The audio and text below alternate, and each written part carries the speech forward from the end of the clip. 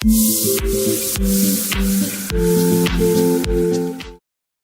Everyone, welcome back to my channel. তো কেমন আছো তোমরা সবাই? আই হোপ সবাই খুব ভালো আছো, সুস্থ আছো। আমিও খুব ভালো আছি। আর আজকের ভিডিওটা কি হতে চলেছে টাইটেল আর থাম্বনেল দেখে এতক্ষণে তোমরা বুঝেই গেছো, সেটা নিয়ে আর কিছু বলার নেই। যেটা নিয়ে বলবো সেটা হলো আজকে যে ভিডিওটা তোমরা দেখতে চলেছো, ওই ভিডিওটা ছিল 13 অফ আগস্টে, মানে আগের মাসের ভিডিও, কিন্তু সেটা আমি আর দিইনি ভিডিওটা, সেটা গিয়ে এখন দিচ্ছি। আর সেই জন্যেই কিন্তু এই ইন্ট্রোটা, যাতে তোমাদের বুঝতে সুবিধা হয়। আর এতদিন কেন ভিডিও দিইনি সেটাও একটু বলি। তোমরা সবাই জানো আমাদের রাজ্যের পরিস্থিতিটা কি। এই সময়ে এসে আমার একদমই ইচ্ছা হচ্ছিল না যে আমি ভিডিও এডিট করি বা ভিডিও দিই। আমার একদমই মন ছিল না, সত্যি কথা বলতে গেলে একদমই মন ছিল না। আর যেহেতু একটা মাস হয়ে গেছে, তো সবাই আমাকে বলছিল, যারা যারা জানে যে আমি ঘুরতে গেছি, তো আমার বাড়ির লোকেরা, আরো সব ফ্রেন্ডসরা যারা জানে, তারা সবাই বলছিল যে পিকচার দিতে বা ভিডিও দিতে। তো তাদের জন্যেই ভিডিওটা দিলাম। আর যেহেতু ১ মাস হয়ে গেছে, এরপরে আর আমার একদমই ইচ্ছা করবে না দেওয়ার জন্য। সেই জন্যেই কিন্তু এই ভিডিওটা দেওয়া। আর সত্যি কথা বলতে গেলে এই ভিডিওগুলো আমি শুধুমাত্র করি স্মৃতি হিসাবে, যে ঘুরতে গেছি কোথাও। এই যে একটা সুন্দর মেমোরি, এটার জন্যেই কিন্তু আমার এই ইউটিউবটা, যেখানে খুব ভালোভাবে আমি জিনিসগুলোকে সেভ রাখতে পারি। আর সেই জন্যেই কিন্তু এই ভিডিওটা এডিট করে দেওয়া। তো এইটুকুই বলার ছিল, যেটাতে তোমাদের সুবিধা হয় ভিডিওটা দেখতে বা বুঝতে। তো এটা ছিল 13 অফ আগস্টের ভিডিও। তো যাও গিয়ে দেখে নাও, বেশি কথা আর বলবো না। আর ভিডিওটা কেমন লাগলো অবশ্যই কমেন্টে গিয়ে জানিও। তো যাও গিয়ে দেখে নাও। এখানে হয়ে গেছি রেডি, আর এখন বাজে হলো 12:30, 1টার দিকে গাড়ি আসবে। তো গাড়ি আসলেই বেরিয়ে পড়বো। আর এই যে এটা হলো আজকের আউটফিট আমার। আর এত এত গরম, মানে মুখের অবস্থাটা দেখতেই পাচ্ছ। আর এরকম একটা ব্ল্যাক টি শার্ট পরেছি, আর এই কার্গো প্যান্টটা। তো আমাকে কেমন লাগছে অবশ্যই কমেন্টে জানিও। বাড়ির থেকেও বেরিয়েছি, আর এদিকে বৃষ্টিও শুরু। ভাই তো ওদিকে ট্রলি নিয়ে দৌড় লাগিয়েছে, কারণ ওর কাছে ছাতা ছিল না, ভিজে যাবে বলে ও দৌড় দিয়েছে। আর আমার কাছে তো ছাতা ছিল না, বাবার কাছে ছিল ছাতা, বাবার ছাতার নিচে আমি চলে এসেছি।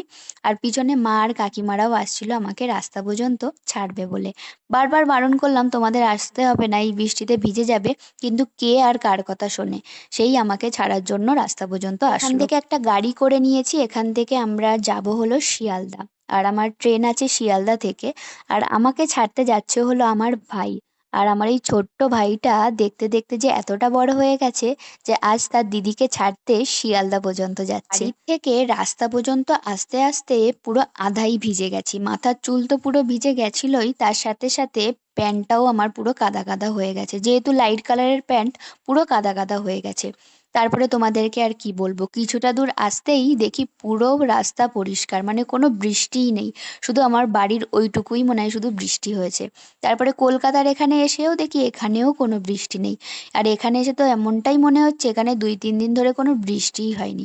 শুধুমাত্র বৃষ্টি মনে হয় আমাদের বসিরহাটেই হয়েছিল। এইদিকে দেখো, তোমাদের সাথে কথা বলতে বলতে শিয়ালদা আমরা পৌঁছেও গেছি। আমাদের বাড়ির থেকে শিয়ালদা আসতে ওই 2 থেকে 3 ঘন্টা মতোই কিন্তু লাগে। আর গাড়িতে আসলে তারও কম টাইম লাগে।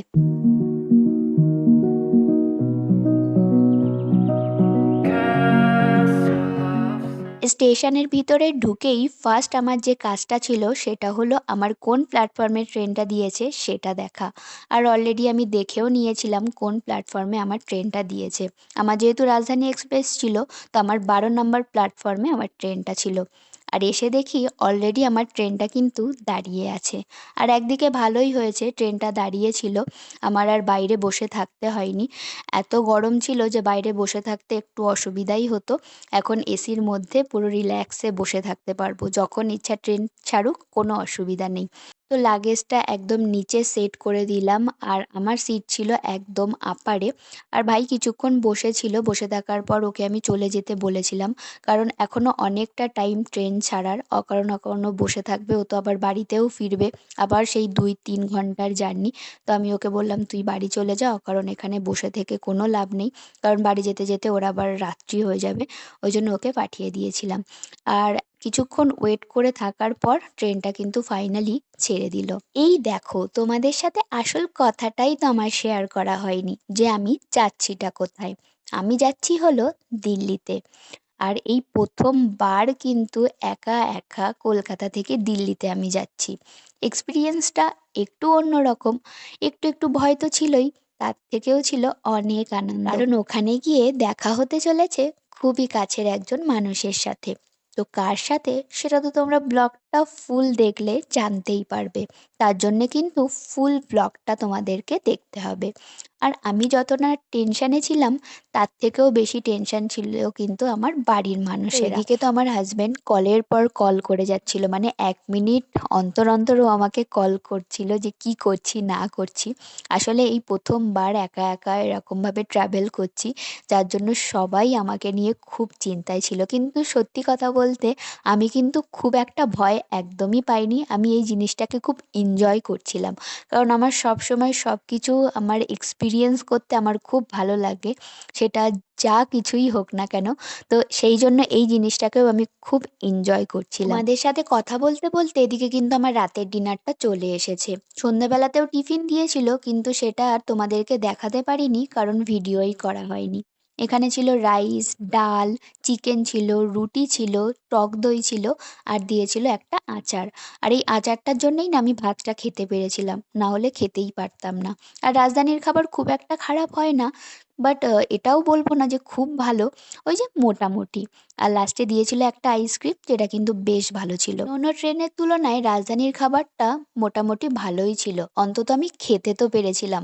অন্য অন্য ট্রেনে যে খাবারগুলো দেয় সেগুলো তো আমি একদমই খেতে পারি না। খাওয়া দাওয়া তো কমপ্লিট করে নিলাম, এবারে একটুখানি ঘুমানোর চেষ্টা করব। ঘুম তো আসবেই না, কারণ ট্রেনে উঠলে আমার একদমই ঘুম পায় না। তার উপরে আবার এইবার একা, একদমই তো ঘুম আসবে না। ওই যে একটু চেষ্টা করব, দেখি ঘুম আসে কিনা। তো এটা হলো নেক্সট ডে মর্নিং, আর সকালে উঠে দেখি প্রায় সবাই উঠে গেছে, শুধু আমিই শুয়েছিলাম। আসলে সারা রাত তো তেমন ঘুম হয়নি, ওই সকালের টাইমটাতেই একটু ঘুম এসেছিল, যার জন্য আমার উঠতে উঠতে অনেকটাই লেট হয়ে গেল। আর উঠেই আগে ফ্রেশ হয়ে নিয়েছি, কারণ একটু পরেই ব্রেকফাস্ট দেবে। তো দেখো বলতে বলতে ব্রেকফাস্টও চলে এসেছে। ব্রেকফাস্টে দিয়েছিল দুটো bread, butter, omelette, boil vegetables, একটা ফ্রুটি, আর একটু ক্যাচআপ দিয়েছিল, আর দিয়েছিল হলো চা।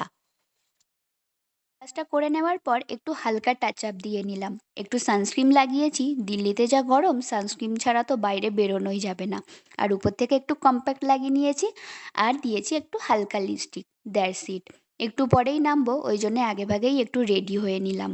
আর এখানে দেখো আমি কিন্তু নেমে গেছি নিউ দিল্লি স্টেশনে। নতুন একটা জায়গা, নতুন অভিজ্ঞতা, নতুন একটা জায়গায় এরকম দাঁড়িয়ে থাকতে একা একা একটু অকওয়ার্ড লাগছিল, কিন্তু তার থেকেও বেশি আনন্দ হচ্ছিল যে কাছের মানুষটার সাথে দেখা হবে। অনেকেই বুঝতে পেরেছো, আর যারা বুঝতে পারোনি তারা আরেকটু ওয়েট করো। তো এই যে আমার মনের মানুষটার সাথে ফাইনালি আমার দেখা হয়ে গেল। 4টে মাস পর একে অপরের সাথে আমাদের দেখা। এখানে এসে আধা ঘন্টা বসেছিলাম ওনার জন্য।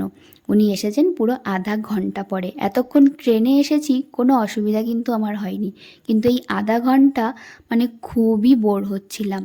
তারপরে যখন ওকে দেখতে পেলাম, তখন একটা আলাদাই শান্তি আমার মধ্যে কিন্তু কাজ করছিল।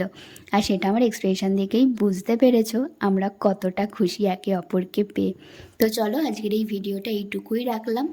নেক্সট আসতে চলেছে আরও ইন্টারেস্টিং ইন্টারেস্টিং ভিডিও, আর সেটার জন্য আমার চ্যানেলে কিন্তু তোমরা অবশ্যই চোখ রেখো, তা না হলে অনেক কিছু মিস করে যাবে।